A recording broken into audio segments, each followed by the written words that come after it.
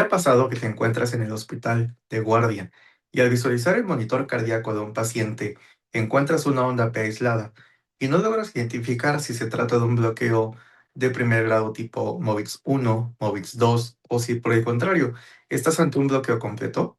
Hola, soy el doctor Irving García, fundador de Código Clínico, y lo que estás a punto de ver es la grabación íntegra de nuestra masterclass Más allá del intervalo PR, el reto de los bloqueos auriculoventriculares, en donde enseñé a los participantes cómo no depender de la memoria al momento de interpretar estos trazados de electrocardiograma, sino más bien interpretarlos bajo el razonamiento de la anatomía y la fisiología paso a paso.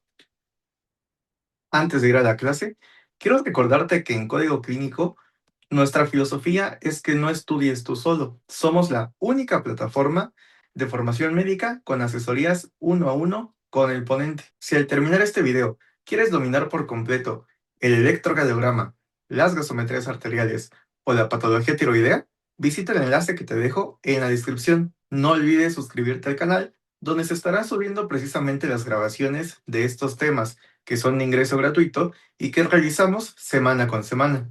Y ahora sí, prepara tu café, toma tu libreta y vamos con la clase. Ok, vamos a trabajar la sesión del día de hoy de una manera didáctica para que no sea solamente yo el que esté dándoles la información. Ustedes también me van a ir ayudando a desenvolver precisamente pues el tema. Entonces, el día de hoy vamos a hablar más que nada de una alteración que vamos a encontrar en el electrocardiograma, pero hay que regresar precisamente a las bases de este estudio. ¿Alguno de ustedes me podrá apoyar describiéndome qué es un electrocardiograma o qué entendemos por este estudio, qué es lo que hace o qué es lo que mide? Pues es la pues transcripción hacia un papel sobre la actividad eléctrica del corazón. Ok, muy bien. Entonces, ya nos está ayudando la compañerita y nos está mencionando, ¿no? Un electrocardiograma básicamente es un estudio gráfico el cual nos va a representar, va a captar y va a poder manifestarnos en un papel milimetrado, pues precisamente esa actividad eléctrica del corazón. ¿Cómo lo hace? Pues en base a unos electrodos, ¿no? Tenemos derivaciones que son conocidas como precordiales, que son las que están encimita del corazón, y también tenemos las derivaciones que son esas pincitas que van en las extremidades, ¿no? Que son las derivaciones uni y derivaciones bipolares. Ok, entonces el papel milimetrado nos va a dar un registro, ya decíamos, de esa actividad eléctrica del corazón. Ahora, el día de hoy no nos vamos a enfocar en lo que es un electrocardiograma normal, sino por el contrario, alguna de las alteraciones que vamos a encontrar, como son los bloqueos auriculoventriculares. Pero antes, también haciendo un repaso para que nosotros veamos por dónde vamos a ir avanzando, tenemos que hacer mención de un pequeño repaso anatómico. Solamente vamos a mencionar las estructuras que competen al sistema de excitación-conducción del corazón. Sabemos entonces que este sistema va a iniciar en el nodo sinusal, también conocido como nodo SA, nodo sinoauricular, nodo de Cage-Flag. Cualquiera de estos cuatro nombres es correcto. El más común es conocido como nodo SA o nodo sinoauricular, ¿no? Ahora, este es el que normalmente nosotros conocemos como el marcapasos natural del corazón. Es decir, es aquel que me está brindando ese automatismo, ese cronotropismo, para que el corazón pues lata a una cierta velocidad. La frecuencia cardíaca normal, nosotros sabemos que ronda entre los 60 y los 100 latidos por minuto. Y esta frecuencia es precisamente la que está dictaminada por este nodo SA. Ahora, en el momento en el que este nodo ya emitió su impulso eléctrico, tendrá que viajar para poder despolarizar, es decir, para que pueda activar a todas las fibras del músculo cardíaco. ¿Y cómo lo hace? Bueno, primero tiene que avanzar por una pequeña carrerita que no está representada aquí en el esquema, pero es una vía que conecta, o es como si fuera una carretera que conecta dos puntos o dos ciudades. La primera de ellas siendo entonces, decíamos, el nodo SA. ¿Y esta carretera cómo se llama? Es la conocida como vía internodal, la cual está conformada pues precisamente por tres fascículos, los cuales van a ir de un nodo al otro nodo. El primero, ya lo dijimos, es el nodo SA, conocido también como nodo sinusal o nodo sinoatrial. El segundo nodo, que es prácticamente del que vamos a estar hablando el día de hoy, es este que está pintadito en color amarillo y es el nodo atrioventricular o aurículo-ventricular, o conocido también como nodo de Ashok-Tawara. Cualquiera de los nombres está correcto, más comúnmente conocido como nodo AB, ¿no? Entonces, este impulso eléctrico que ya nació en el nodo SA y ya viajó por medio de la vía internodal, ahora se alojó en lo que conocemos como nodo auriculoventricular. Y después de esto, lo que va a hacer es que tiene que salir todavía, porque aquí hasta el momento solamente hemos contemplado el avance por las aurículas, que son las dos cámaras superiores que tiene el corazón. Pero ¿qué pasa entonces con la porción inferior? Bueno, después de que el estímulo eléctrico ya llegó al nodo auriculoventricular y ya salió de él, ahora tiene que hacerlo por una segunda carretera. ¿Cuál es esa segunda carretera? Es el que conocemos como haz de His. Y este se va a separar en dos ramas, una que me va a ir hacia el camino de la izquierda y otra que me va a ir hacia el camino de la derecha. O sea, uno hacia el ventrículo izquierdo y otra hacia el ventrículo derecho. De modo que tenemos principalmente en este momento dos ramas. Después de ellas, al momento de que llega estas fibras a la pared ventricular, bueno, ahora se tiene que separar todavía más y va a originar unas pequeñas ramas subendocárdicas que van a empezar a penetrar el músculo cardíaco. Eso con la intención de llevar ese estímulo eléctrico que recordemos que había nacido en el nodo sinusal, ¿a dónde? Hacia el músculo ventricular, con la intención de que éste también se pueda activar. ¿Cómo se llaman entonces estas ramas? Dijimos que son conocidas como ramas subendocárdicas y más popularmente conocidas como fibras de Purkinje, las famosas fibras de Purkinje, ¿no? Entonces, el repaso anatómico hasta este punto es solamente lo que nos interesa. El impulso nace en el nodo sinusal, que es el conocido como marcapasos natural del corazón. Este me brinda unas frecuencias de latido entre 60 a 100 por minuto y el impulso va a avanzar por medio de una vía internodal hacia el nodo auriculoventricular. Después del nodo AB va a emerger una vía común, que es el haz de His, y esta se separa en dos ramas, una derecha y una izquierda.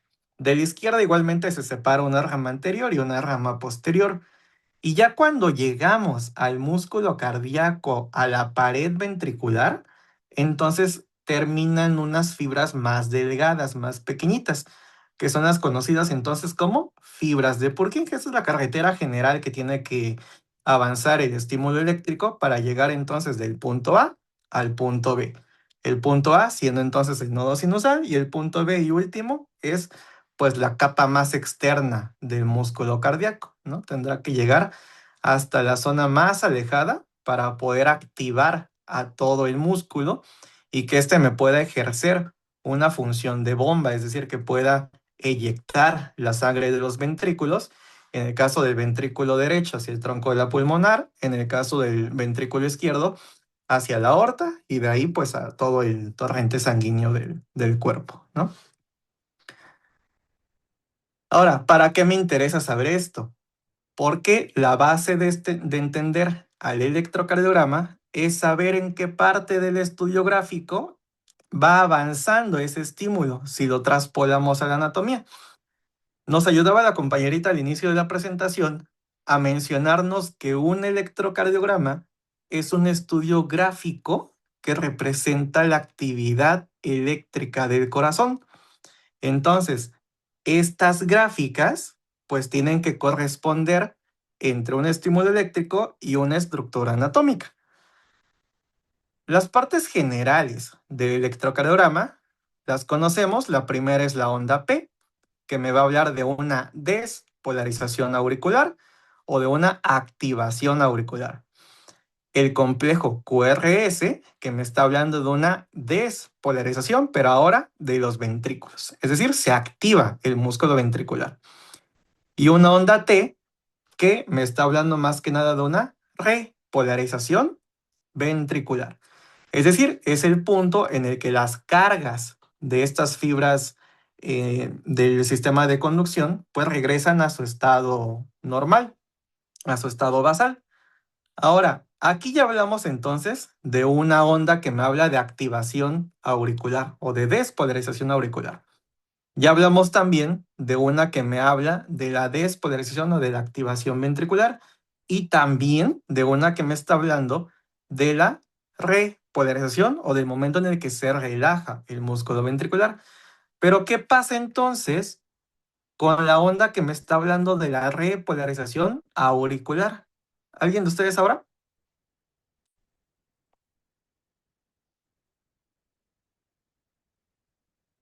¿Qué se imaginan que puede estar pasando con la onda que me habla de la relajación auricular? La onda no se puede ver en el electro porque el complejo QRS, como tiene mayor voltaje, esconde esa representación de la repolarización auricular. Eso, Eh, muy bien, Ashley. Perfecto. Entonces, sí existe una onda que me habla de la repolarización auricular, pero en condiciones normales esta onda no es observable. ¿Por qué? Porque lo opaca el voltaje que tiene el complejo QRS. Veamos que la onda P es un voltaje muy pequeñito. Son aproximadamente 2,5 milímetros en el papel milimetrado de altura, en comparación con el voltaje que tiene el complejo QRS. Entonces prácticamente lo absorbe, lo opaca, es como si lo estuviera tapando. Entonces, por eso no lo alcanzamos a identificar.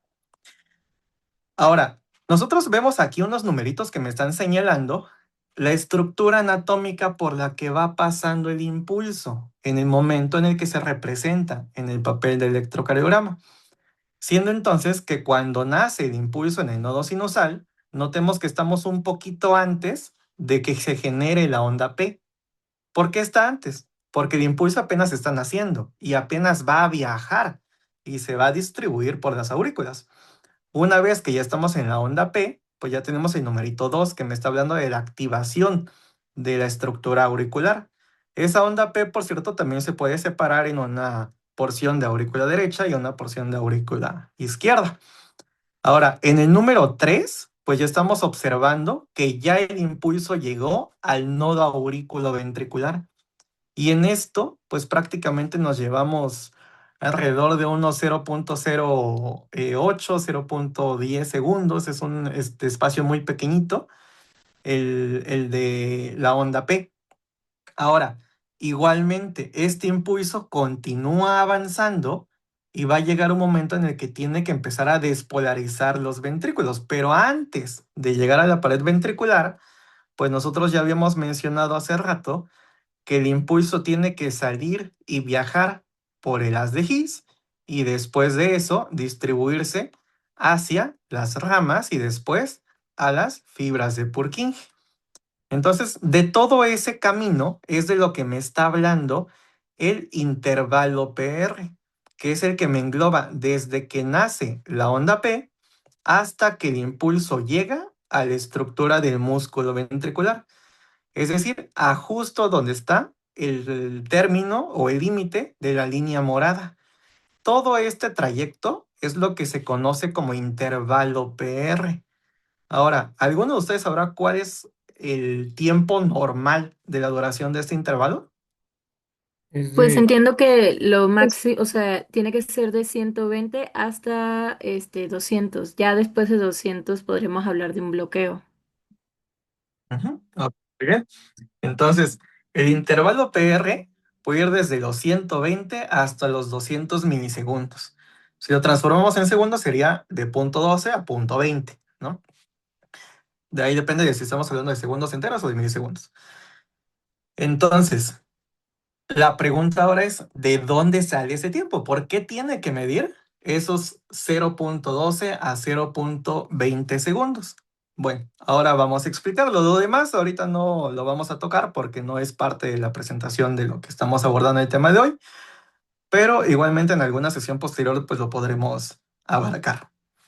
Vamos a enfocarnos entonces en el intervalo PR. nosotros acabamos de hacer un zoom en la estructura más importante para la sesión del día de hoy, que es esa vía de conducción que me va a comunicar a la aurícula con el ventrículo. Aquí notemos que vienen las vías internodales, que son las que dijimos que me conectan al nodo SA con el nodo AB, el nodo sinoauricular con el nodo auriculoventricular.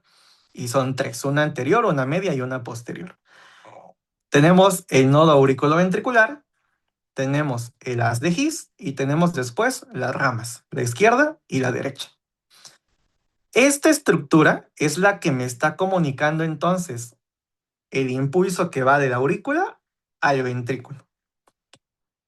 Ahora, como dijimos que es una carretera, para hacer una pequeña analogía y que esto sea más digerible, nosotros hagamos de cuenta que queremos ir de Toluca a la Ciudad de México, ¿no? Entonces, ese traslado no es inmediato, no es en un segundo o en menos de un segundo, ¿no? Tenemos que llevarnos un cierto tiempo en ese trayecto.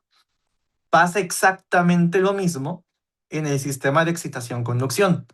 Hay un tiempo que se tarda el estímulo en llegar desde que nace hasta que se va a distribuir ya en la pared ventricular.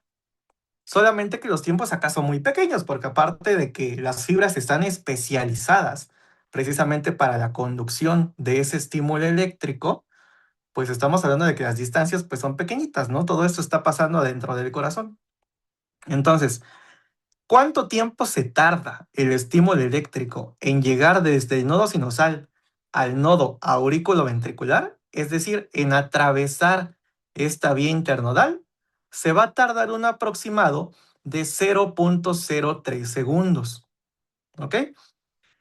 Ahora, ya llegamos al nodo auriculoventricular, pero ahora este nodo hace una pequeña pausa. Es como si estuviéramos en una caseta de cobro, ¿no? Entonces nos detiene un momento, verifican que todo esté bien, ustedes pagan su caseta y ya pueden pasar. Esa pequeña pausa también la hace el nodo auriculoventricular. La pregunta es ¿por qué? ¿Por qué tiene que hacer esa pausa? Bueno, estamos hablando de que los tiempos acá son muy breves. Y recordemos que el ciclo cardíaco me dice que la aurícula se tiene que contraer primero y vaciarse en el ventrículo. Si ambas cámaras, tanto aurículas como ventrículos, se contrajeran al mismo tiempo, pues no me da tiempo de que una se relaje, de que una se llene y la otra se vacíe. Las dos estarían haciendo exactamente la misma función y en ningún momento se llenaría la cámara, ¿no? Sobre todo el ventrículo. El volumen entonces que va a estar expulsando con cada contracción sería muy mínimo. Normalmente estamos hablando de que en el ventrículo izquierdo son unos 60-70 mililitros de sangre lo que se está inyectando con cada contracción ventricular. Pero si se estuvieran contrayendo al mismo tiempo, tanto aurículas como ventrículos, pues solamente estaríamos expulsando alrededor de unos 10-20 mililitros, con suerte, y esto obviamente no me va a alcanzar a perfundir todo el sistema. Por lo tanto, el nodo auriculoventricular lo que hace es mantener el impulso eléctrico con la intención de que no llegue a despolarizar de forma inmediata a los ventrículos y dar esa pequeña pausa en la que el ventrículo está relajado mientras que la aurícula se está contrayendo. Este nodo entonces va a actuar como si fuera una caseta de cobro.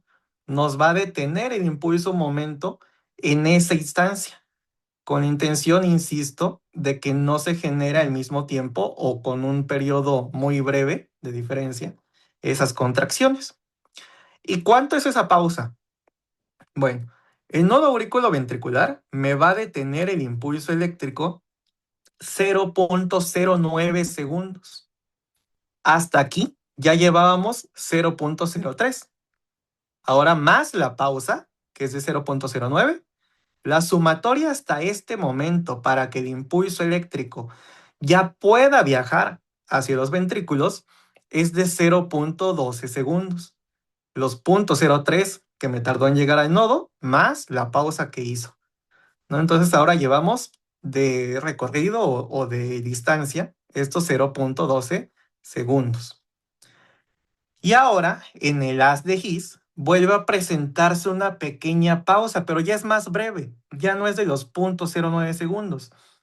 Esta segunda pausa la va a ejercer este tronco común del haz de His y es aproximadamente 0.04 segundos.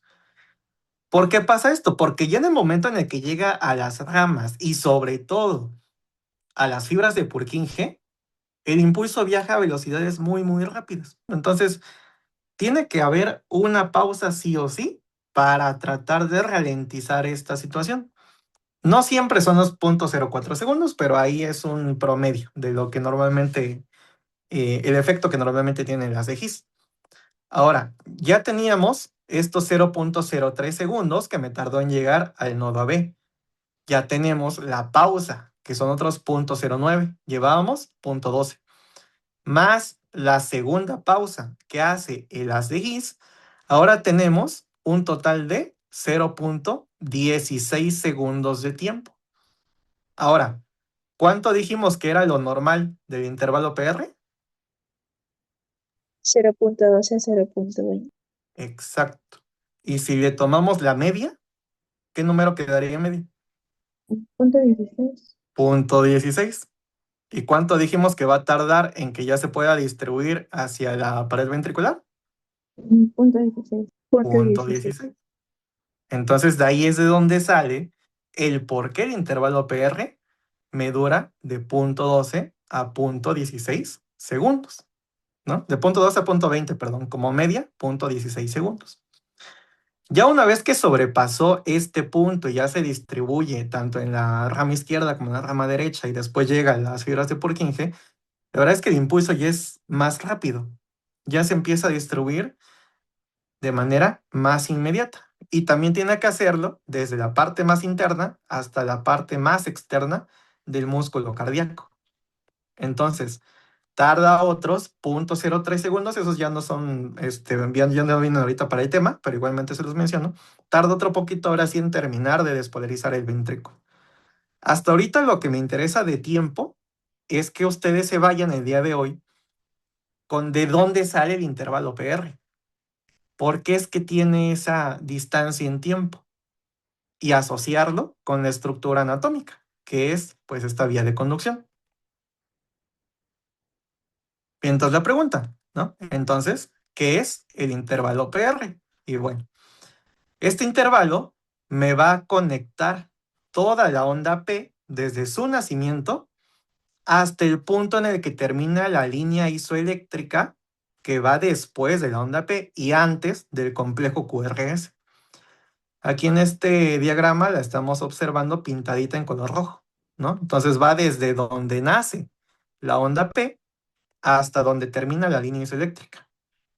Un momentito antes de que empiece el complejo QRS. ¿Y cuánto es lo que tiene que durar este intervalo? Pues de 0.12 a 0.20 segundos.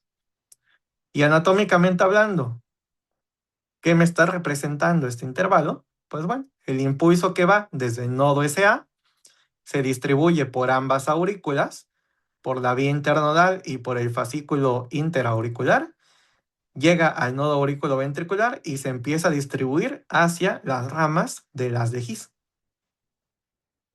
¿Qué es entonces el intervalo PR? Es aquel registro gráfico que me habla de la conducción desde el impulso eléctrico que va desde el nodo SA hasta que ya se empieza a despolarizar el ventrículo. Y como media dijimos 0.16 segundos. Mientras se mantenga en ese rango de 0.12 a 0.20 estamos perfectos, no hay ningún problema. Ahí se puede mantener. Pero lo ideal es que estuviera pues en alrededor de la media, ¿no? Si ya pasamos de los 0.20 segundos, es entonces cuando empezamos a hablar de un bloqueo auriculoventricular. ¿Y qué son los bloqueos? Bueno, el bloqueo es un retraso o una interrupción en la conducción auriculoventricular de la que ya hablamos y está causado por un deterioro que puede ser anatómico o funcional. Estos bloqueos pueden estar a nivel del nodo auriculoventricular o a nivel del sistema de His-Purkinje. Es decir, la afectación puede estar aquí, en este nodo que me está originando la pausa, o puede estar más abajo. Y precisamente de ahí, los bloqueos también adoptan el nombre de otra clasificación. Es en base al nivel anatómico en el que se dio el bloqueo auriculoventricular. Si estamos hablando de que el bloqueo sea a nivel del haz de His, ese bloqueo entra en una denominación que se conoce como intraisiario. Si el bloqueo está en el nodo auriculoventricular, que eso es por arriba del haz de His, se conocería con la clasificación de un bloqueo supraisiario. Y si estuviera la afectación después del haz de His, entonces sería un bloqueo infraisiario. ¿Ok? Esto igual lo vamos a necesitar más tarde. Estos bloqueos pueden ser transitorios, como ocurren, por ejemplo, en el caso de intoxicaciones por digitálicos, como la digoxina, y en el momento en el que nosotros suspendemos el medicamento del paciente, el trastorno tendría que quitarse. ¿Qué pasa si no se quita?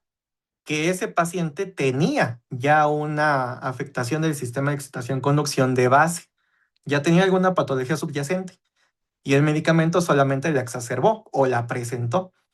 Pero en teoría, si el paciente es sano y el bloqueo es originado por algún medicamento, como podría ser la digoxina, puede ser también algún beta bloqueador, se tiene que quitar el bloqueo en cuanto suspendamos el medicamento.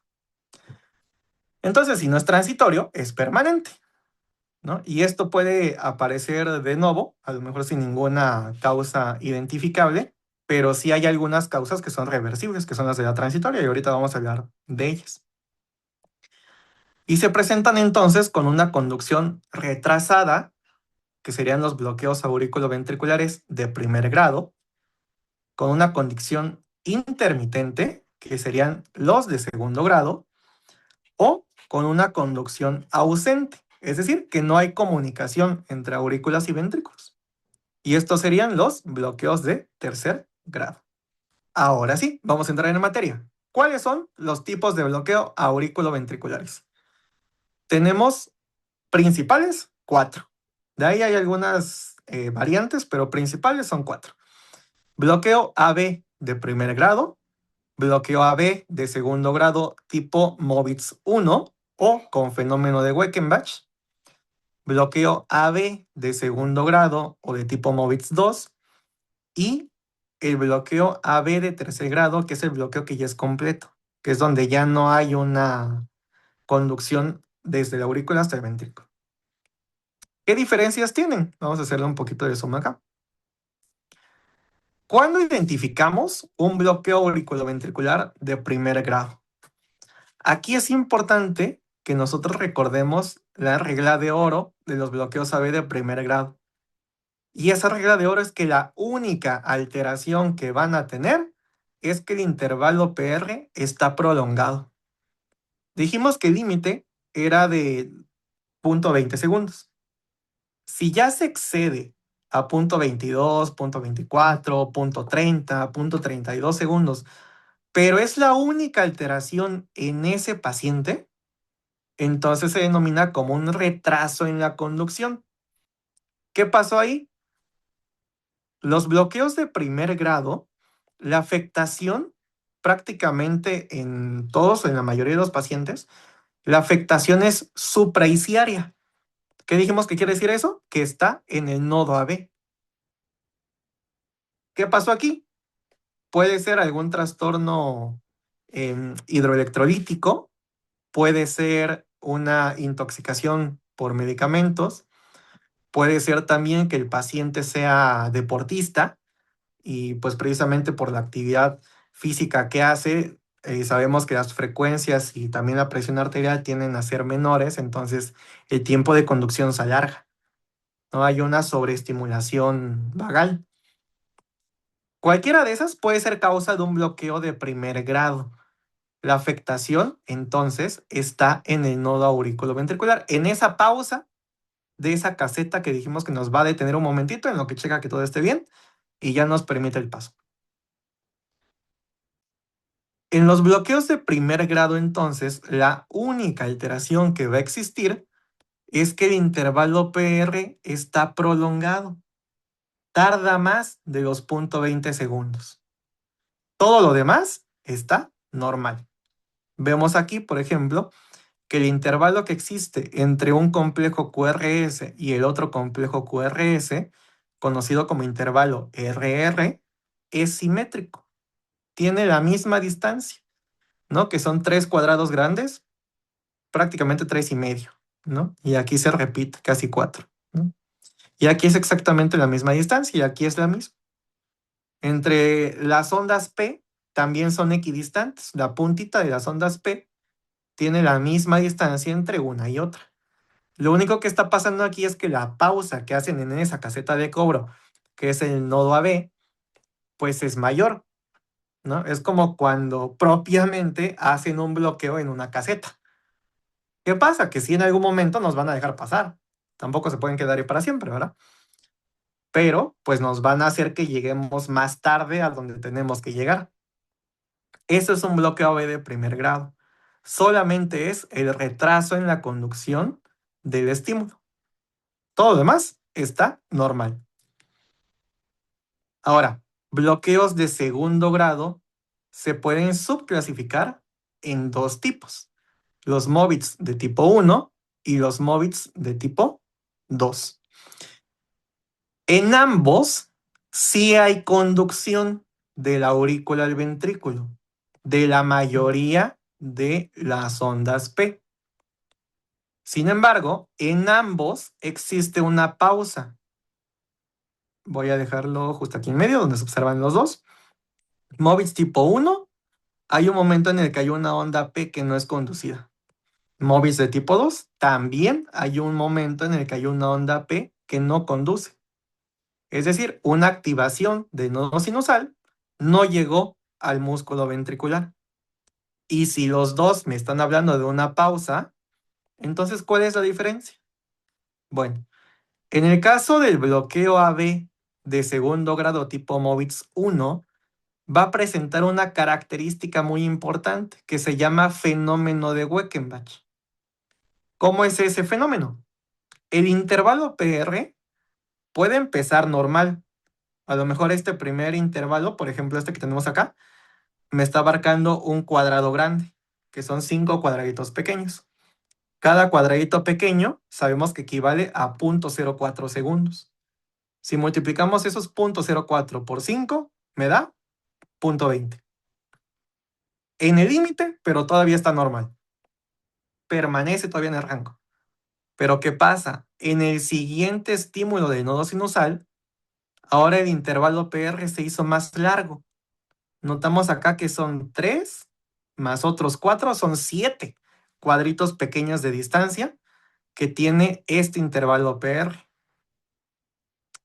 Ahora, si nos vamos al siguiente, vamos a notar que se repite esta situación. Aquí tenemos 5 de acá, 3 de acá, son 8 y uno más son 9, ¿no? Entonces cada vez está abarcando mayor cantidad de cuadritos. Acá eran 5, acá eran 7 y acá eran 9. 5 cuadritos pequeños ya dijimos que son 0.20 segundos, porque cada cuadrito pequeño vale 0.04. En el caso de este otro intervalo, que es de 7 cuadritos pequeños, ¿alguien me podrá apoyar a hacer el cálculo, por favor? ¿Cuánto valdría este intervalo PR? Si son 7 cuadritos pequeños y cada uno de ellos vale 0.04. Punto 28. 0.28, muy bien. Y en este otro, que son 9 cuadraditos pequeños, cada uno de 0.04. Punto 32. Punto Punto 32. 36. Ujú. Entonces, primero teníamos 0.20, luego 0.28 y luego 0.32. ¿Qué pasa con el siguiente? Que no conduce. Hay una pausa. En este caso, a lo mejor ahí en la caseta de cobro que decíamos, los que estaban bloqueando ya no me permitieron la entrada. Me dijeron, no, ¿sabes qué? Es que se puso más feo la situación y no vamos a quitarnos hasta la otra semana, ¿no? Entonces, pues no nos quedó de otra, no pudimos pasar, no llegamos a nuestro sitio de destino. Y es exactamente lo mismo que ocurre en el fenómeno de Wekenbach. Cada vez el impulso se va haciendo más largo o más tardado en llegar hasta que de manera súbita hay un momento en el que esa onda P ya no se conduce. ¿Qué otra característica importante tiene el fenómeno de Wekenbach? Otras dos. Segunda, el intervalo entre cada complejo QRS, es decir, el intervalo RR, se va a ir acortando conforme el intervalo PR se alarga. Y la otra característica, tercera y última, es que en el momento en el que hay una onda P que no conduce, esa distancia que hay en el complejo QRS previo y el siguiente, si nosotros hacemos la sumatoria, va a ser menor que el intervalo RR anterior. Vamos a comprobarlo. Aquí tenemos la R antepenúltima, perdón, la R penúltima, y aquí tenemos la última, antes de llegar a la pausa. Tenemos 5 cuadritos pequeños, 10, 15 y otros 3, 18. ¿Me ayudan por favor con el cálculo? 18 por 0.04.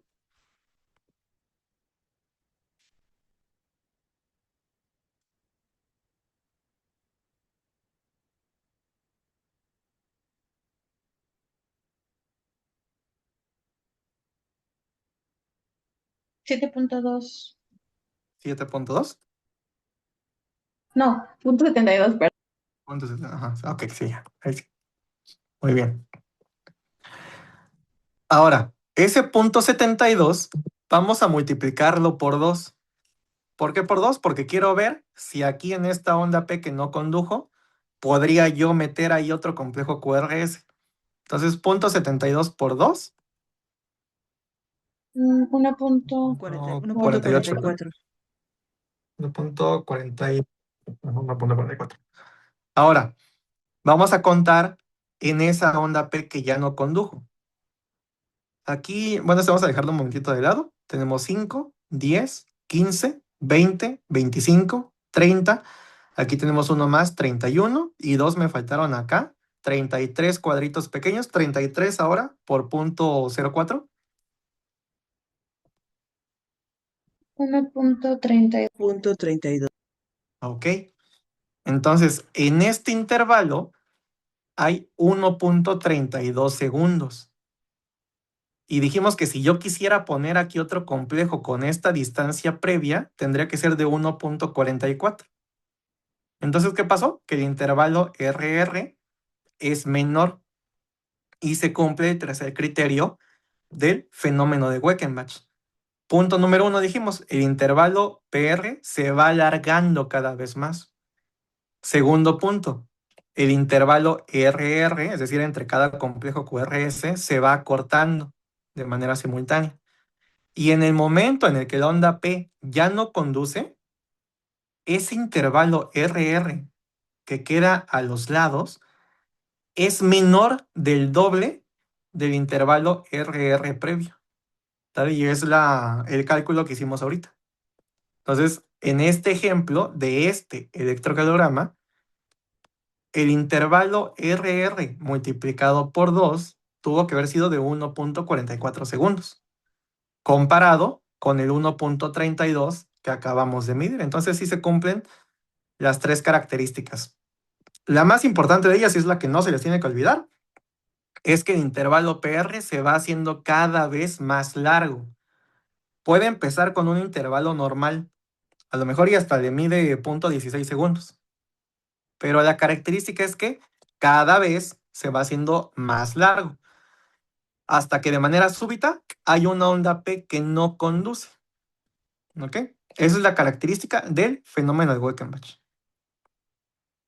Ahora, bloqueos AB de segundo grado tipo MOVITS 2. En esta ocasión no tenemos esa prolongación del intervalo PR. El intervalo va a ser constante. Nosotros le hacemos un poquito de suma acá y observamos que estamos contando 4 cuadritos pequeños aquí. 4 cuadritos por 0.04, ¿cuánto es?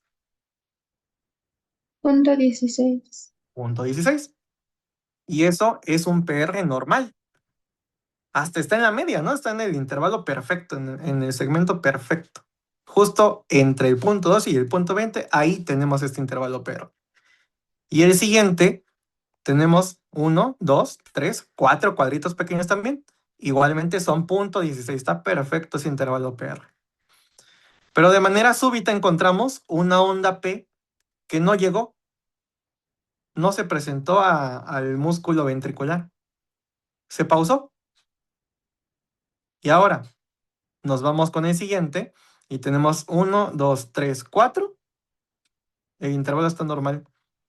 1, 2, 3, 4. El intervalo está normal. Y otra vez, de forma súbita, hay una onda P que no conduce. ¿Cuál es la característica entonces de los móviles de tipo 2? Que el intervalo PR es constante. Aquí no hay de que me voy alargando, voy tomando mi distancia y ya de manera súbita ya nada más ya no quise pasar. Aquí siempre es el intervalo el mismo. Solamente de un momento a otro, pues la onda P ya no llegó. Fenómeno de Weichenbach, entonces, me es característico del móvil de tipo 1. Y ahora, el más grave de todos, el bloqueo AB de tercer grado, conocido también como un bloqueo aurículo-ventricular completo.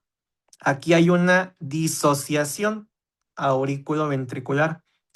¿Qué quiere decir eso? Que las aurículas no se están comunicando con los ventrículos. No hay esa carretera de conexión. Por ahí a lo mejor imagínense que hubo un derrumbe, ¿no? En el camino, ya no hay conexión. Por ahí algo pasó en la carretera, en el pavimento, y dijeron, ¿saben qué? Ya no pasa nadie por aquí. Entonces ya no hay conexión. Nosotros vamos a observar entonces, porque aquí me pudieran decir, es que yo veo una onda P y luego tengo un complejo QRS. Y tengo una onda P y luego tengo otra onda P. A lo mejor aquí hizo una pausa intermitente, ¿no? Como un bloqueo tipo MOVITS, porque otra vez tengo complejo QRS. Nuevamente tengo una onda P que no condujo, tengo otra onda P, luego tengo el complejo QRS y otra vez tengo una onda P. Entonces, ¿cómo identifico yo que esto es un bloqueo completo? ¿Cómo sé que no hay una conducción y que aquí no puedo decir que hay un intervalo PR? Bueno, de entrada, el paciente. Recordemos que siempre lo que tenemos que valorar de entrada es la clínica del paciente y después los estudios complementarios. El electrocardiograma es un estudio complementario, un estudio de diagnóstico. Este paciente con un bloqueo auriculoventricular de tercer grado va a estar muy sintomático. ¿Qué va a tener? Va a ser un paciente que de entrada fatiga y eso es lo de menos. El paciente puede presentar estupor, puede presentar deterioros del estado de conciencia. Puede presentar también un estado hemodinámico inestable. Puede estar hipotenso, puede tener sintomatología isquémica, puede tener también que la frecuencia cardíaca, pues obviamente va a estar en bradicardia. ¿Por qué va a estar en bradicardia? Porque como no hay conexión entre la aurícula y el ventrículo, el nodo SA, que es el que me da el impulso de 60 a 100, no llega a activar el músculo ventricular. Y cuando no llega, ¿qué pasa? Pues otra región del sistema de excitación-conducción tiene que brindar ese automatismo. El segundo en empezar a trabajar es el nodo AB, pero no lo hace a la misma velocidad que el nodo sinusal. Nodo AB me va a trabajar a velocidades de entre 40 a 60 latidos por minuto. Y eso en teoría, si no le pongo el apellido, podré decir yo que esté en una bradicardia, ¿no? Solamente que no puedo decir que es bradicardia sinusal, porque el impulso no viene del nodo sinusal, viene del nodo auriculoventricular. ¿Y qué pasa si el bloqueo está más abajo? Y ni siquiera el impulso del nodo AB es capaz de llegar a las capas miocárdicas del músculo ventricular. Pues entonces el último que puede empezar a trabajar acá para tomar el mando son las fibras de Purkinje, pero lo hacen a velocidades muy bajitas, entre 15 y 30 latidos por minuto. Obviamente ese paciente pues no va a estar platicando, interactuando con nosotros, ¿no? Entonces, de entrada, si nosotros tenemos un paciente que tiene frecuencias de 30, de 20, 25, pues tendríamos que irnos más hacia que es un bloqueo completo. Y tengo que corroborarlo, confirmar. ¿Cómo voy a hacer eso? Bueno, notemos que aquí en este fragmento de electro tenemos 1, 2, 3, 4, 5, 6 ondas P. Sin embargo, tenemos solamente 1, 2, 3 complejos QRS. Característica de los bloqueos auriculoventriculares de tercer grado es que la frecuencia no va a ser la misma y jamás va a existir una relación 1 a 1 entre las ondas P y los complejos. Siempre van a existir más ondas P que complejos QRS. Y bueno, aquí vendría la otra, ¿no? Entonces, bueno, pero ¿cómo sé yo que no puede ser a lo mejor un bloqueo de segundo grado? ¿Qué otra diferencia tiene? Bueno, si nosotros acercamos un poquito más el trazado, vamos a detectar que aquí tenemos 5, 10, 15 y unos 3, unos 18 cuadritos pequeños, ¿no? Ahora hacia adelante, tenemos 5, 10, 15 y otros 3, unos 18 cuadraditos pequeños. Entre ondas P son equidistantes, tienen la misma distancia porque el impulso es, entre comillas, regular entre el estímulo del nodo sinusal. Él sigue trabajando a su frecuencia.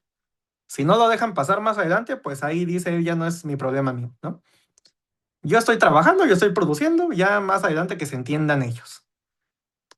El nodo sinusal produce entonces ondas P a su frecuencia, la frecuencia habitual. Pero si nosotros traspolamos a los complejos QRS, igualmente vamos a contar. Aquí dejamos 3, ahorita lo sumamos. Tenemos 5, 10, 15, 20, 25, 30, unos 2 a lo mejor que tenemos acá, 32 y 3 que dejamos atrás, 35. Y si nosotros nos vamos al siguiente intervalo RR, aquí vamos a tener igual unos 3. Tenemos 5, 10, 15, 20, 25, 30. Y nuevamente coincide entre el intervalo RR previo con el siguiente.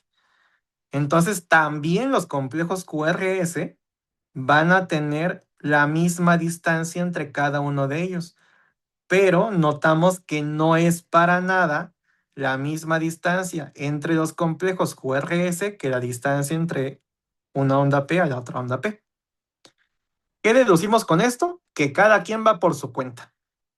Aquí no se están comunicando, cada quien está trabajando por su lado. Y otra característica es que los complejos QRS, cuando hay un bloqueo AB de tercer grado completo, van a ser complejos anchos. El complejo QRS normalmente tendría que llegar hasta 0.12 segundos, máximo. Entre 0.08 a 0.12 segundos. Pero normalmente estos complejos van a ser más amplios. ¿Sale? Entonces acá tenemos 1, 2, 3, acá son como 4 cuadraditos pequeños que me está abarcando desde que nace el complejo QRS hasta que termina. Que son aproximadamente unos 0.16 segundos. Entonces, bloqueo de tercer grado es diferente el intervalo RR del intervalo PAP. Segundo elemento, siempre va a haber más ondas P que complejos QRS. Y tercer elemento es lo que mencionábamos del complejo QRS. Va a ser más amplio, más ancho. Se va a exceder de los 0.12 que normalmente tendría que durar.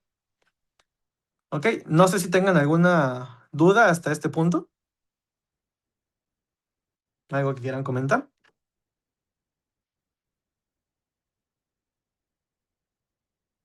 No, gracias. Ujú. Ok, ¿están levantando la mano? Sí, yo tengo una duda. No tanto en el entendimiento o identificación, sino a la hora de representarlo o dejarlo como por escrito. Por ejemplo, en el bloqueo grado uno, o sea, perdón, bloqueo de segundo grado MOVIX 1, Ujú, ve que está como el fenómeno, entonces que se ok, va prolongando, prolongando y luego deja de conducir. Y luego en el bloqueo, segundo grado MOVIX 2, o sea, en estos dos, también, o sea, tenemos, ok, que está constante hasta que de la nada deja de conducir. Eso lo entiendo, pero ¿cómo lo representaría yo a nivel de una descripción? ¿Tendría que decir que es como 2-1, 3-2? ¿O cómo podría interpretar el hecho de que se va prolongando, pero durante el proceso de prolongación, si llega a pasar, no sé, 3 3 sí conduce, pero la cuarta ya no? O sea, ¿cómo podría yo representar eso en el escrito? ¿O cómo lo podría muy decir? bien. Sí, muy buena pregunta. Los bloqueos de segundo grado pueden tener relaciones distintas. Aquí el que está en la imagen es un bloqueo que tiene relación 3-1. ¿Qué quiere decir eso? Que hay tres ondas P que sí llegaron al ventrículo, por eso se originó un complejo QRS, por cada onda P que no conduce. Y esto se va repitiendo. Entonces, aquí adelante, si nosotros extendiéramos un poquito más el trazado, encontraríamos nuevamente que hay tres ondas P que sí llegaron al complejo por una onda P que no llegó. Eso es una relación que se conoce como 3-1.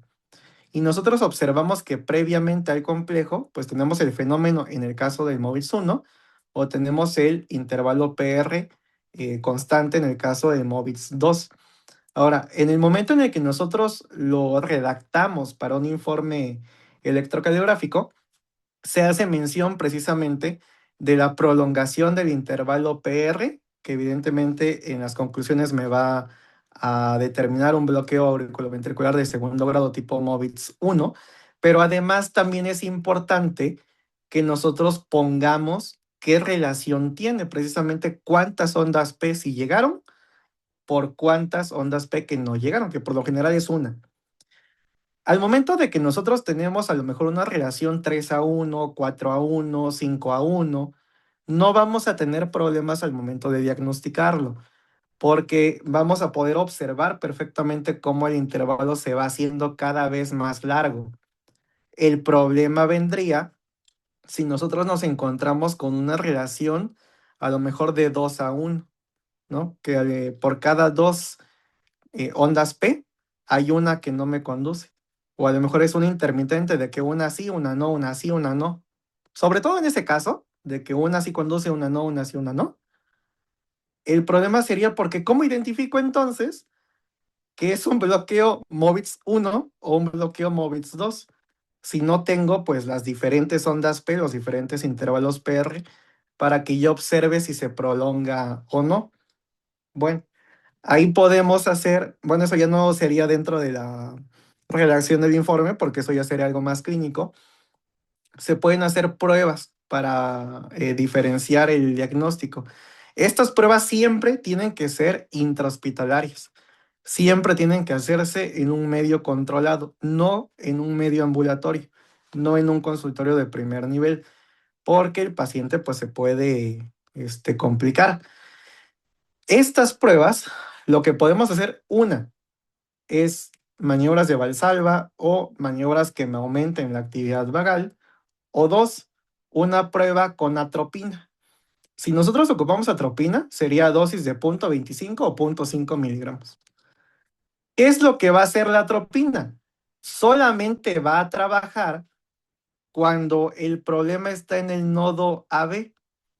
Si ya pasó el bloqueo, es decir, si se está originando de manera infraiciaria, que es por lo que pasa por lo general en un MOVIX de tipo 2, el MOVIX de tipo 1, recordemos que dijimos que es a nivel de nodo. Tal igualmente que en el bloqueo de primer grado, estos dos, la ventaja que tienen es que el pronóstico es benigno, no, por lo general no evolucionan.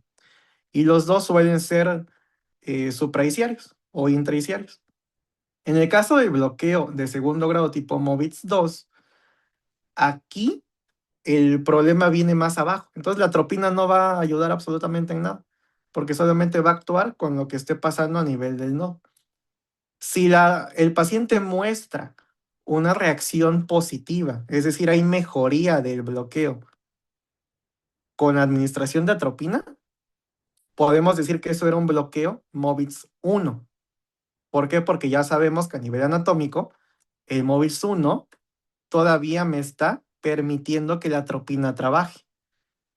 Pero si el bloqueo no mejora con la administración de la atropina, lo más probable es que sea un MOVIX de tipo 2. Solamente que aquí, ojo con lo que acabo de decir, lo más probable. No podemos asegurar, si la prueba no resultó, no podemos asegurar que el bloqueo sea MOVIX 2. Por el contrario, si sí funcionó, sí podemos decir que es uno de tipo MOVIX 1. ¿Ok? Entonces, eso cuando tenemos una relación en la que una no conduce, una sí conduce, una no conduce, una sí conduce. Y sí, es importante que nosotros representemos, bueno, coloquemos en el informe precisamente tanto la observación del fenómeno de Weichenbach, tanto la relación que tiene las ondas P que sí conducen hasta que llega la que de manera súbita no llegó al músculo ventricular. Muy buena pregunta. Muchas gracias. Ujú. Ok, no sé si hasta este punto hay alguien que tenga alguna otra duda.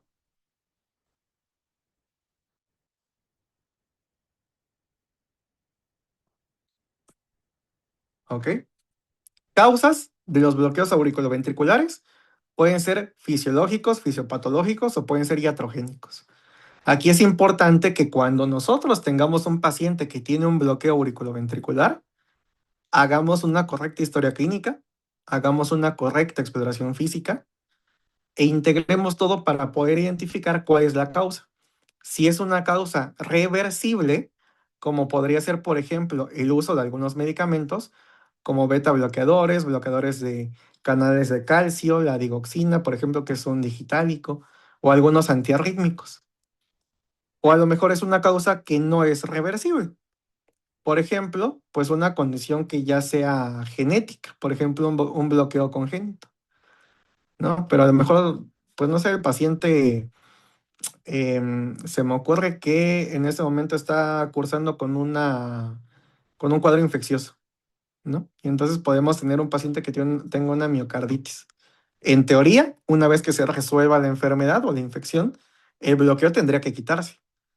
Pero si no identificamos causas reversibles, o a lo mejor ya estamos en un momento en el que ya no se puede revertir, por ejemplo, en el caso de isquemia, un paciente que llegue con un infarto agudo de miocardio y a lo mejor ya no lo agarramos en la etapa de reperfusión, pues ese bloqueo lo más probable es que ya se quede de manera permanente. Diferente que si al paciente lo agarramos en la ventana en la que todavía pudimos reperfundir y el bloqueo se va a quedar a lo mejor un par de días, pero va a tender a mejorar en la mayoría de los casos. Porque también puede darse que aunque haya reperfusión, el bloqueo se quede de manera permanente. Eso más que nada depende de la extensión territorial que haya tenido el infarto. Y en el caso de cirugías cardíacas, normalmente en algunos procedimientos, por ejemplo, reparaciones valvulares, tienden a aparecer bloqueos. Es hasta cierto punto frecuente. Solamente que estos bloqueos más que nada son por procesos inflamatorios. Entonces, en el postquirúrgico, ya hablando de días, semanas, esos bloqueos igualmente tienden a mejorar. La situación aquí que quiero que se quede, entonces es que además de valorar el estudio, es importante valorar al paciente e identificar si se trata de una causa de bloqueo reversible o una causa que no es reversible. Ahora sí, en este trazado de electrocardiograma, ¿me podrán apoyar a decirme si logran identificar alguna situación? ¿O qué observan ustedes? Ok, aquí ya mencionaron la P. Ujú, es una P bifásica. Ok. Y en cuestión de bloqueos, ¿encontrarán algo? ¿Tendrá algún tipo de bloqueo? Igual si le encuentran alguna otra alteración, pueden comentarla, ¿eh? Ok, le hacemos un poquito más de zoom. Podemos tomar, por ejemplo, esta onda P, este intervalo PR. Tenemos 1, 2, 3, 4 cuadraditos pequeños. Aquí habría datos de bloqueo. No. No, ¿verdad? Tenemos, esta es onda P, este es complejo QRS y esta es la onda T. Entonces, inmediatamente después tenemos otra onda P, complejo y onda T. En esta tenemos 1, 2, 3, 4 cuadraditos pequeños. El intervalo igualmente sería de 0.16 y también se conserva, ¿no?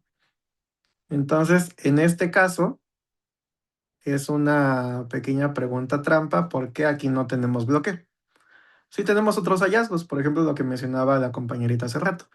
Tenemos una onda P que se alcanza a ver bifásica, ¿no? Tenemos dos puntitas de onda P. Esto puede obedecer a una cuestión auricular, que también podemos identificar anomalías auriculares con el electrocardiograma, pero eso lo podemos dejar por otro momento. Igualmente encontramos un desplazamiento del punto J después del complejo QRS. Pero a nivel de bloqueos, que es el tema de día de hoy, pues la verdad es que no encontramos nada. Este paciente no tiene bloqueos. Tendrá otras cositas por ahí, pero bloqueo por lo menos no tiene. Ok, muy bien. Y ahora en este, ahí está una pequeña pista de lo que dura el complejo PR, el intervalo PR.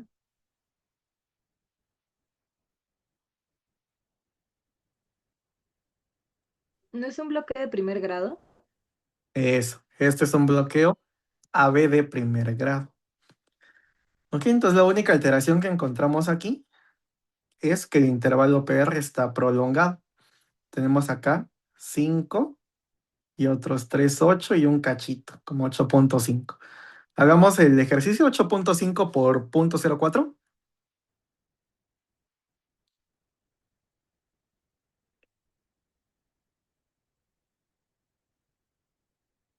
Punto 34.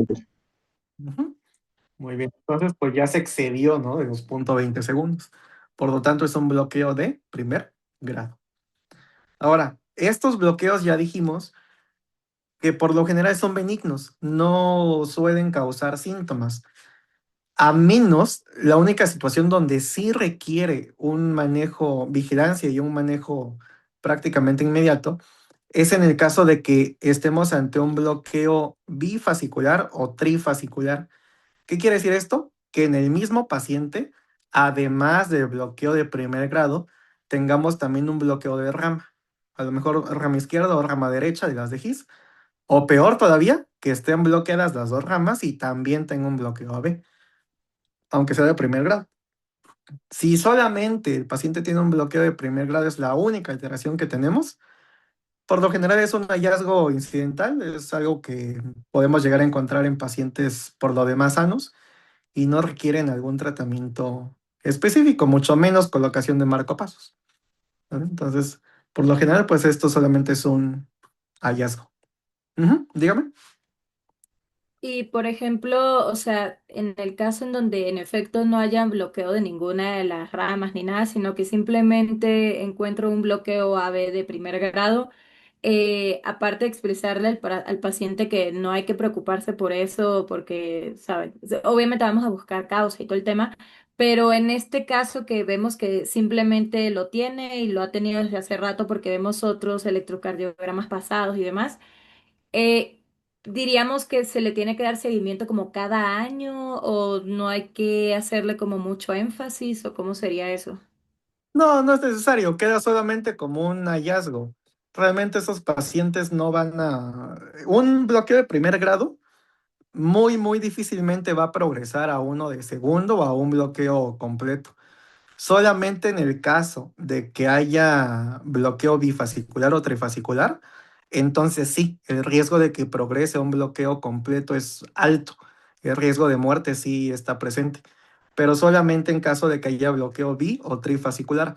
Si el único hallazgo es bloqueo AB de primer grado, es una situación incidental, no requiere mayor vigilancia, sobre todo si el paciente está asintomático. Si tiene síntomas, entonces podríamos ahí tener que buscar alguna otra situación y también importante que nos regresemos con las causas reversibles y las no reversibles.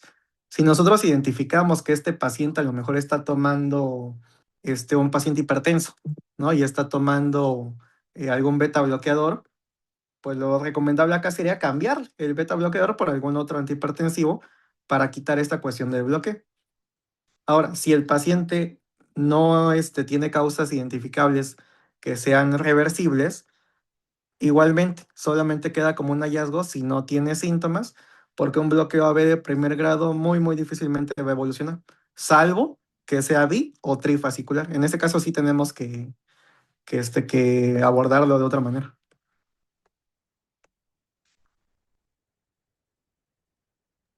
Vale, muchas gracias.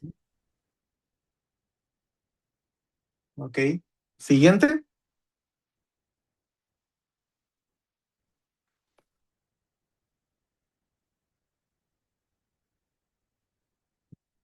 Le hago tantito zoom, si quieren, para que se observe un poquito mejor.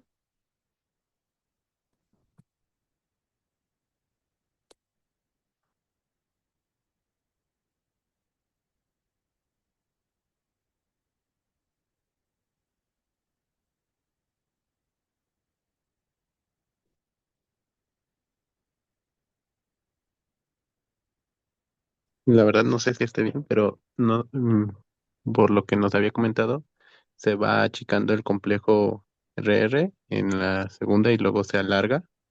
Bueno, es más Ujú. largo, entonces podría ser el bloqueo de segundo grado, MOVIC 1. Ok, muy bien. Aquí observamos lo que el doctor está comentando. Tenemos 2, 4, 5 cuadros grandes y por ahí un chiquito, a lo mejor son otros 3, ¿no? Y ahora en el siguiente tenemos 1, 2, 3, 4, es decir, no es equidistante.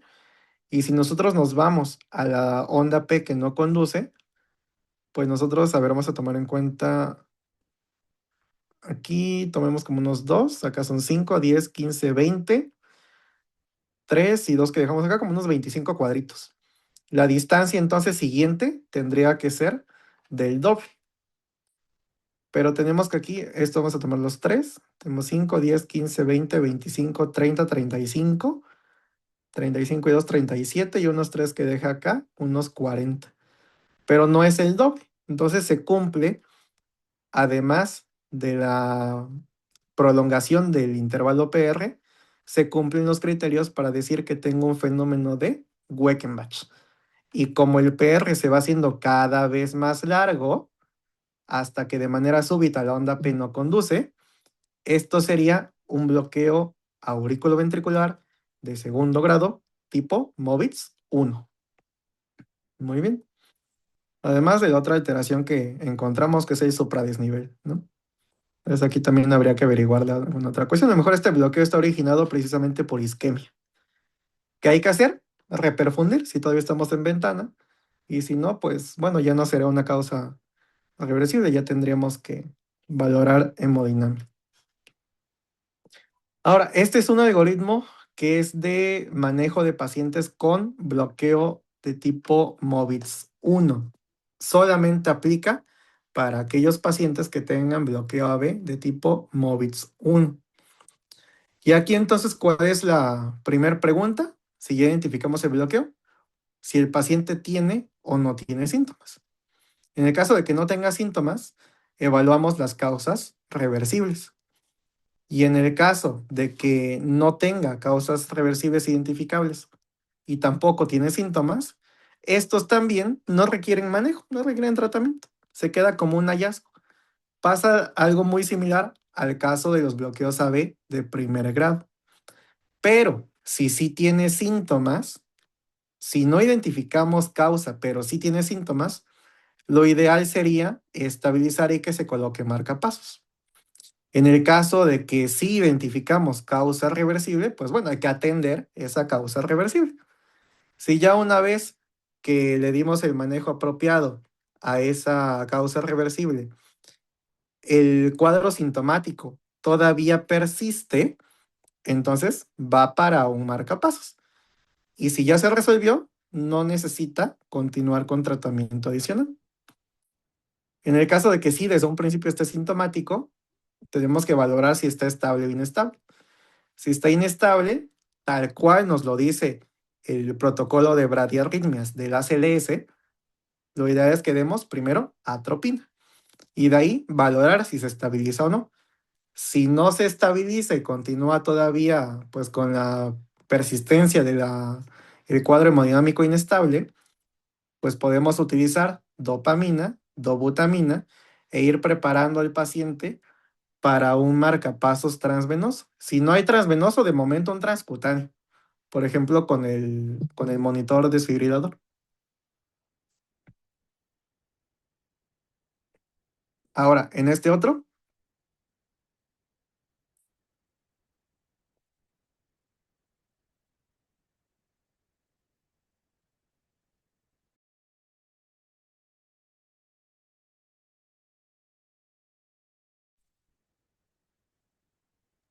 Yo diría que de tercer grado. ¿ok?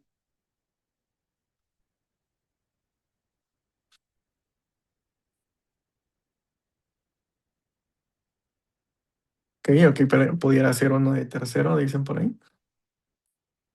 Ok, muy bien. Este sería un bloqueo AB de segundo grado tipo MOVITS 2. En este caso tenemos que el intervalo PR, si nosotros lo medimos, es 1, 2, 3, 4, 5 prácticamente cuadraditos pequeños, ¿no? 5 por los 0.04 serían 0.20.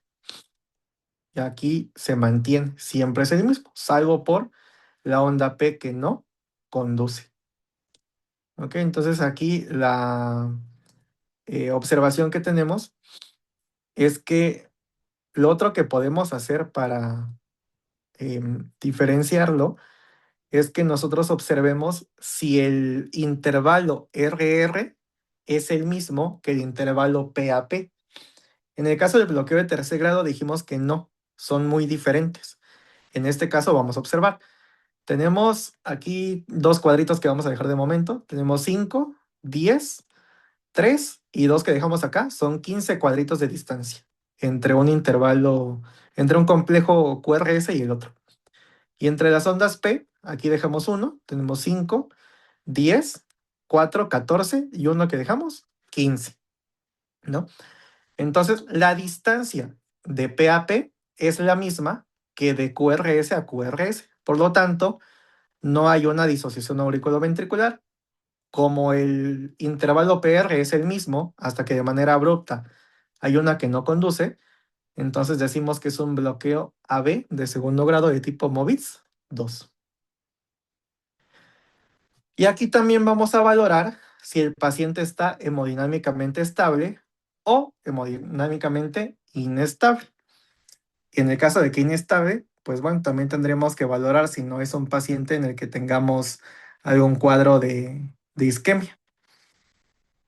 Y dependiendo de esa situación, pues es como tomaríamos la decisión final del tratamiento. En el caso de que sí haya una isquemia y que todavía estemos en periodo de ventana, pues bueno, tendríamos que tratar esa isquemia y además iniciar un marcapasos temporal, por ejemplo, un transcutáneo si no tenemos un intravenoso pues en ese momento. En el caso de que el paciente no esté cursando con isquemia, pues bueno, tendríamos que ahí a lo mejor al principio establecer un tratamiento con agonistas beta-adrenérgicos y pues establecer el marcapasos temporal. En el caso de que el paciente esté estable, hay que monitorizar y pues después de eso valorar la opción del transcutáneo. Bueno, con la valoración del transcutáneo. Y este último, ¿cuál será? Ujú, muy bien. En este caso estaremos hablando de un bloqueo AB de tercer grado, que ya es pues, el único que me faltaba por analizar, ¿no? Entonces aquí tenemos 1, 2, 3, 4, 5, 6 ondas P y solamente 1, 2, 3, 4, 5 intervalos, perdón, complejos QRS. Notamos aquí que no son equidistantes. Entonces acá tenemos 5, 10, 15, 20, 25 y 3, pues prácticamente 28, ¿no? Cuadraditos pequeños. En cambio de P a P, aquí dejamos 4 atrás, tenemos 5, 10, 15, 4 atrás son 19 y 3 acá son 22. Entonces no es equidistante. Por lo tanto, decimos que este es un bloqueo de tercer grado. Y en este caso, bueno, también tendríamos que valorar igualmente si se trata de un caso de un paciente estable o inestable. Y pues tendremos que valorar en el caso de que esté inestable el uso de la atropina conforme va a los protocolos de la CLS. Recordemos que hay que iniciar con una dosis de 1 miligramo hasta un máximo de 3 miligramos. Se pueden repetir dosis de 1 cada 3, cada 5 minutos e ir revalorando. Y conforme vayamos avanzando con este algoritmo, pues valorar el momento en el que ya se va a colocar el marcapasos definitivo, porque en este sí o sí se tiene que colocar. Solamente lo que hay que checar es el momento adecuado. Porque, por ejemplo, si tenemos un paciente que además de que está inestable, tiene también hipotensión o tiene insuficiencia cardíaca, o a lo mejor no tiene ninguna de estas, pues el tratamiento farmacológico es diferente. En el caso de que esté hipotenso, lo ideal sería ocupar dopamina. Y en el caso de que tenga datos de insuficiencia cardíaca, lo ideal es dobutamina. Pero sí o sí, en algún momento, pues este paciente va a llegar al marcapasos definitivo. Solo lo que tenemos que checar entonces es el momento ideal para colocar ese marcapasos definitivo. Noten ustedes que también aquí, aunque el paciente está estable, el algoritmo nos lleva hasta que tiene que colocarse marcapasos definitivo. Aquí es sí o sí. ¿Ok? Entonces, muy bien. Ahora sí, el que colocamos en el grupo de WhatsApp.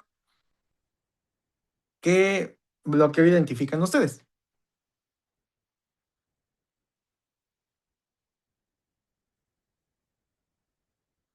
Voy a hacerle un poquito de zoom aquí en D2 para que se observe mejor.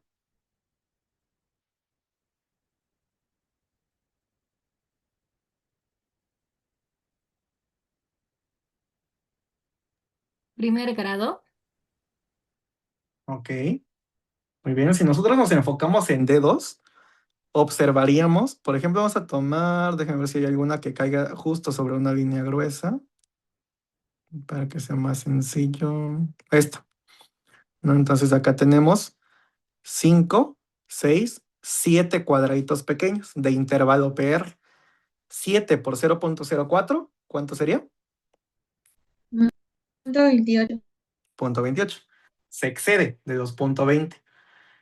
Si nosotros alejamos un poquito el trazado, vamos a ver que por cada onda P hay un complejo QRS. Entonces no hay de segundo grado. Tal y como tampoco hay disociación, pues tampoco es de tercero. Como el intervalo PR está prolongado, decimos que es un bloqueo AB de primer grado. Pero aquí está la cuestión de que decimos que hay que valorar todo, ¿no? No nada más enfocarnos en buscar solo un bloqueo auriculoventricular. De manera muy acertada, en el grupo mencionaron también un bloqueo de rama. Si nosotros nos vamos a B1, vamos a observar que el QRS tiene una R minúscula y una R mayúscula, una R y una R prima. ¿Ok? Entonces, en este caso, tendríamos que el paciente, además del bloqueo auriculoventricular de primer grado, tenía, o tiene más bien dicho, un bloqueo de rama. ¿De qué rama? De rama derecha. ¿Ok? Si nosotros nos fuéramos nada más entonces por el bloqueo AB de primer grado, y ahí está lo peligroso, podríamos decir, pues no necesita vigilancia, ¿no? Lo mandamos a su casita, le decimos que solamente en caso de que presente alguna molestia. Pero dijimos que cuando es un bloqueo bi o trifascicular, sí necesita manejo. Entonces aquí tenemos bloqueo AB de primer grado y tenemos también un bloqueo de rama. Eso quiere decir que ya es un bloqueo bifascicular. Por lo tanto, este paciente sí necesita que observemos pues con mayor detenimiento el caso, analicemos y pues lo ideal es la referencia con cardiología. Ahora, esta es una pequeña imagen que les presento yo en el curso precisamente de electrocardiograma. Es con la intención de que, bueno, ahí hacemos en el curso una dinámica con esta imagen, con la intención de que ustedes recuerden que el complejo QRS va a adoptar formas muy características. En el caso de los bloqueos de rama derecha, el QRS puede asimilar como las orejitas de un conejo. Y en el caso de un bloqueo de rama izquierda, como de un cono de helado.